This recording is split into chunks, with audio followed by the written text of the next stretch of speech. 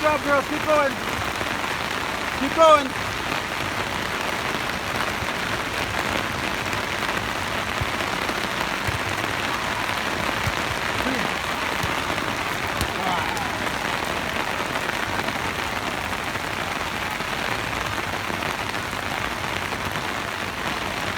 Keep going, girls.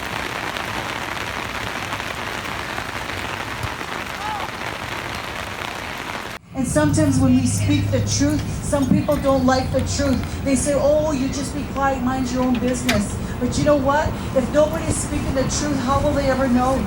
And especially if we know the truth, that we're saying, you know what? As First Nations people, we're not victims. We're not victims. We're people of victory.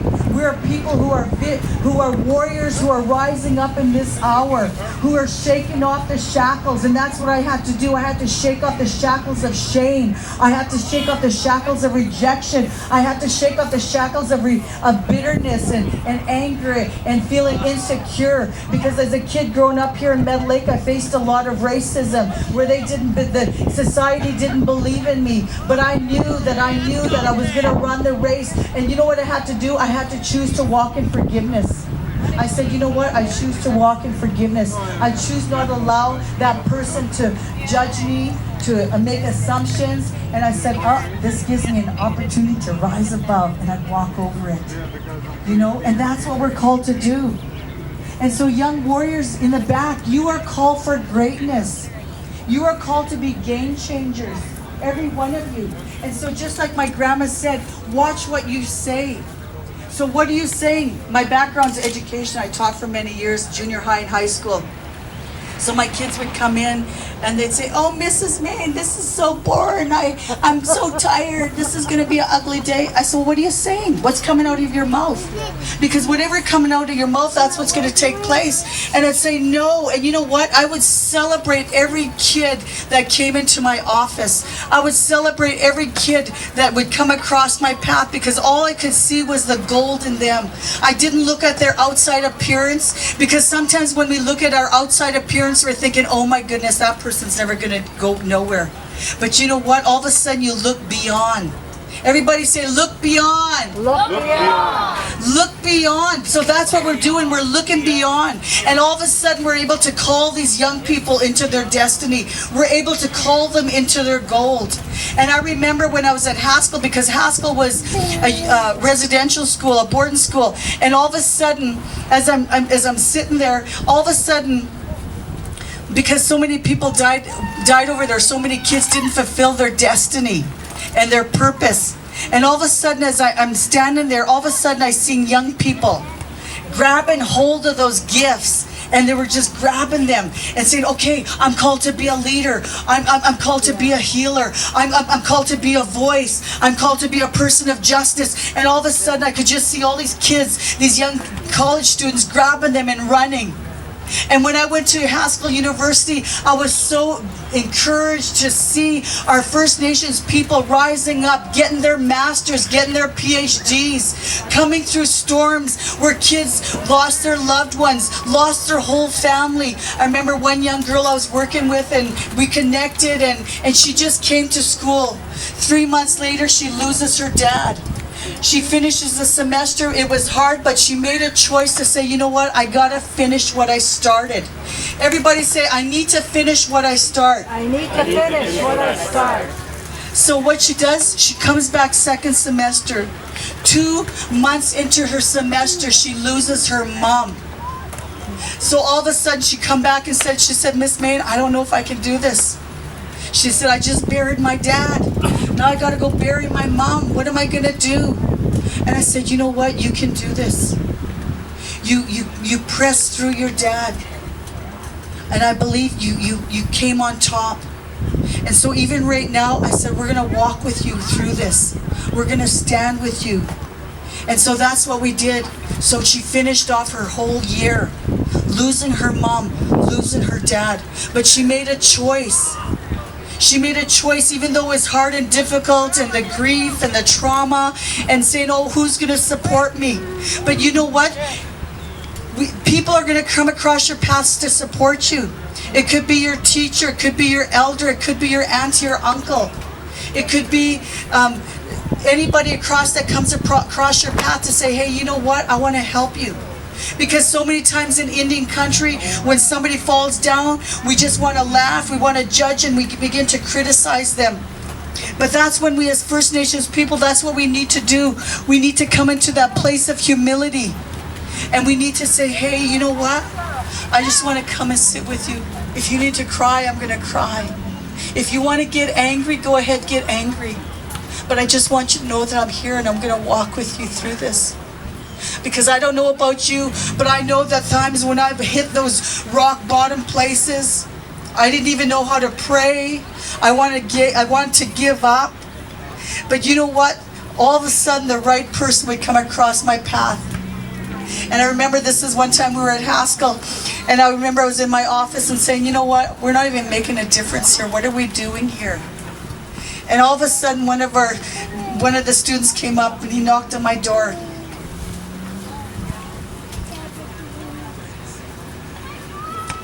And he said, Miss May? And he gave me a card, and he had all the kids, different kids, sign it on campus.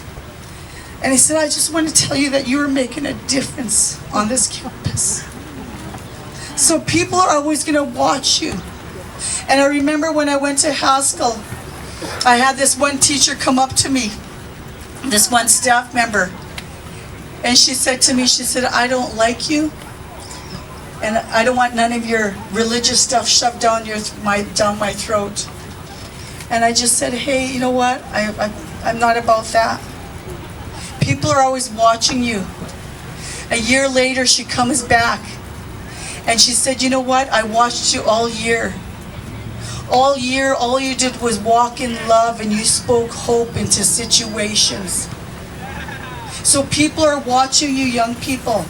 That's what I'm saying as First Nations people, we're here for such a time as this, that we're rising above and we're grabbing hold of our virtues and we're saying, no, I refuse to walk in that bitterness. I refuse to walk in that unforgiveness and bitterness. And so when I had racism hit me in Meadow Lake, I had to say, you know what? I release forgiveness to that person, because every one of us are going through a story even right now. And we don't know that person's story. They might be going through something because maybe that was taught to them and that's all they knew. And so I said, you know what? I choose to walk in forgiveness. I choose to just bless them.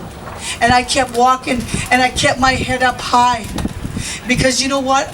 I'm not going to allow the enemy to try and push me down. I'm rising above it and I'm going to say, you're not taking away my joy. You're not taking away my peace. And when I come through an obstacle, I'll say, okay, I might just have to go this way a little bit over here. I might just have to tiptoe over here. So I have to put my moccasins on when I go around that corner so they might not see me. But as we go into those places, you come in there and you rise above those situations, because I see courage in this room. I see courage in this tent in here. I see young people who are going to make difference. That even as you're here this morning, as you're here this week, batons are being passed to you and saying, here, it's your turn. And when a baton is passed to you, you're going to say, okay, what can I do differently? What am I going to do? Because maybe different people have taken the hits for you. And I just want to, I don't know how many time I have.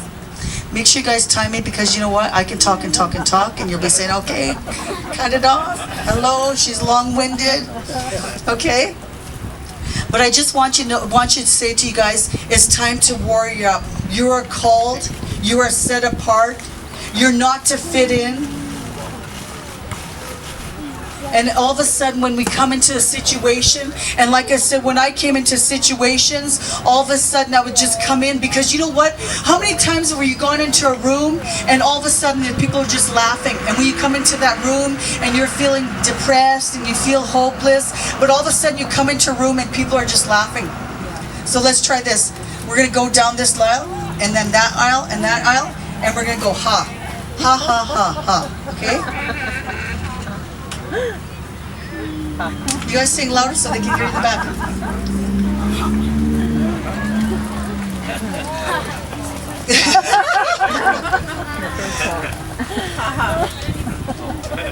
She's already laughing.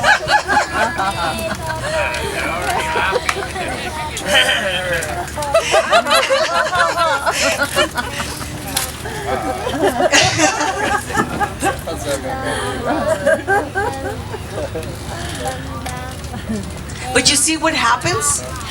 When we step into a room, when there's joy in the room, all of a sudden that joy hits us and we just want to laugh. We can step into a room and all of a sudden you go into this room and you're just like, oh my goodness, I just like, if I say something, they're going to just bark at me. Because you're stepping in because it's a spirit. So all of a sudden, that's why I said joy is inside of you. And that's why as our First Nations people, we danced. Because dance is part of our prayer.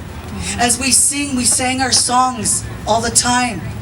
And so as we're singing, we're dancing, all of a sudden that heaviness and that oppression begins to come off of us. And so all of a sudden, even the songs that you're listening to, how are they uplifting you? What are they doing to you?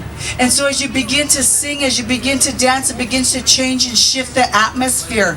And so that's what we're saying over the First Nations, over Saskatchewan, that this is a time that Saskatchewan is coming alive. This is a time that Saskatchewan is arising and shining. And this is a time that our First Nations people are rising up. They're rising up as victorious warriors who are called to make a difference. We're calling forth our First Nations who are going to be the next Prime Minister of Canada. And I believe that's going to begin to shift. We're going to begin to have First Nations people who are going to be mayors over our cities. We're going to have First Nations people who are going to be judges that are going to be sitting there and they're going to say, no, this is who we are and we are called to judge. And that's why as First Nations people, we are called to be gatekeepers of the land. And what have we allowed in our communities? What have we allowed in our communities, in our homes, in our families? And yet we blame this. This is a season that this is stopping and we're saying, no, we're not going to continue to blame the government. We're not going to continue to blame the church, but we are game changers and we're trailblazers that we're going to say, no, we're coming with a solution today. We're coming with creative ideas and we're coming back to that place of humility and we're crying out to the Creator God and saying, how do we do this? Because we messed up as gatekeepers. We've allowed drugs and alcohol into our homes. We've allowed meth into our communities that are destroying our families. We've allowed gangs in our communities because of the family that is so dysfunctional. But we're saying, no, we're taking a stand today and we're saying we're going to do things differently. Lord, help us to teach us how to walk in love. And as we deal with the issues, just like that lady said yesterday, as we deal with those issues, we're going to say, you know what? I choose to walk in love. I choose to do something different. Because you know what? Our First Nations people, they were pioneers. They had to go through crazy weather. I don't even believe I could have lived back then. That's why the Creator said, here, I'm going to put you in the 21st century because you wouldn't last back there. And that was His grace. Because I can't imagine changing a baby, you know, back in the day, using all that different stuff and just like, oh my goodness. I was just like, you know. But you know what? We're in a new season here. We're in a new season as First Nations people that we have our elders and our people my age and the generations who are walking and choosing to walk a different path, who are embracing who we are, and that we can stand here and we can begin to play our drums. I played in front of the governor in Lawrence, in the state of Kansas, Governor Brownback. And they invited me, and there was like probably about 500 people there, or 700 people. And there was probably only like 5 Native people there. And they said, Patricia, because our people know about protocol. And they said, Patricia, can you come and bring some protocol to the governor? And so as I'm going up there, I have a drum, but this is another new drum that I have. And I was praying, I said, okay, Creator, God, what do you want me to bless him with? He said, I want you to give me your drum. I said, my drum? Not my drum. You know, this is my weapon, you know? And so I went up there, and thank goodness my parents taught me one song. And this was the only song that I knew how to sing when I went and spoke in front of the government and the dignitaries, like of over 700 people. And this is the song that I sang. Let's see, how's it going now? Let's say, You want the mic? Okay. You want the mic? Okay, sure. Tapwini Sagihaw Jesus. Tapwini Sagihaw Jesus. Tapwini Sagihaw Jesus, Nistamini Sakihin. And you know what? As I played that song, because it's all mostly non-Indigenous people, they went crazy. And I'm standing there just thinking, oh my goodness. You know, but you know what? The world is looking to our First Nations people. The world is looking at us. And so that's what I'm saying, as we deal with our root issues, we're coming in and we're being the game changers. We're people of integrity. Because our First Nations people, back in the day, they knew their roles. Our holy men knew our roles. Our chiefs knew their roles. Our young warriors, our women, our children, they all knew their roles. And so right now, there's something being birthed anew among our First Nations people. We're learning how to parent. We're learning how to speak kind words. We're able to call our young people into their destiny. And just before I finish, our people even knew how to name our kids. Yeah. They would pray and say, Creator, what do I call this gift that you've given me to look after? And so all of a sudden, I had a dream, and this lady came up to me in real life. She said, Patricia, do you know what your name means? I said, yeah, because I had a dream, and my name means nobility and royalty. And you know what? Names are really hurtful. So when I was a kid growing up, they used to call me Piggy. So I was so messed up. You guys can laugh now. You know, let's all laugh. But that's what they used to call me. They used to call me Piggy. And so as a kid growing up, I didn't have a voice because I felt intimidated. I felt shame. I felt fear. I feel locked in. And so I just say, oh, it doesn't matter. But every time I said it doesn't matter, another brick came in. Oh, it doesn't matter. Another wall came in.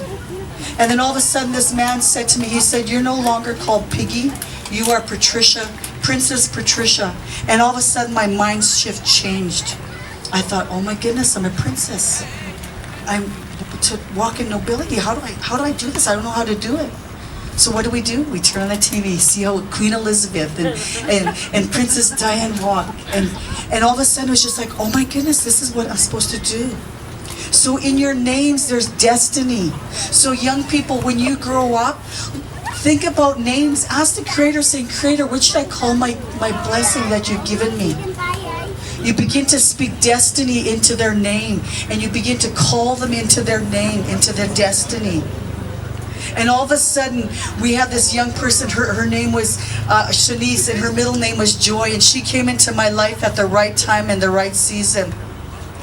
And she would, anytime she'd walk into the room, because her middle name was Joy, everybody would burst out laughing. Everybody, even the haters would laugh. You know, they would just come in, and even those who try to pass shade on her, she would just bring joy into the room. And she came into my life at the right time because I was going through a major storm, and I was just like, oh my goodness, how could this happen to me? And we laughed and we laughed and we laughed for almost a whole year. That's how long it took me to get out of that storm. So some storms may last for a while. And so that whole year when she was with me, she brought joy. And that's where my strength came from. Because as First Nations people, we laugh. Oh, I love what she said. I'm ready to rock and roll. I'm ready to go. You know, and that's what I want you guys to do when you guys go out today. When you're running the race, when you're running the race, and all of a sudden you're like, oh my goodness, I can't do this. I remember when I used to run, because I'm not bragging here, but hello. I won the Indian Summer Games back in Beauval when Medley Treble hosted the Indian Summer Games in Beauval. I was a top athlete over there. But you know what? When I ran, I did not do it on my own. I always prayed and said, okay, God, I don't know how to do this. Give me the strength, give me the perseverance. And all of a sudden, it was just like, I can't do this, but I kept saying, I can do this, I can do this, I can do this. I was born for this. I was born to run. I was born as a warrior, because that's who we are as First Nations people, as gatekeepers of the land. Say, I am a gatekeeper.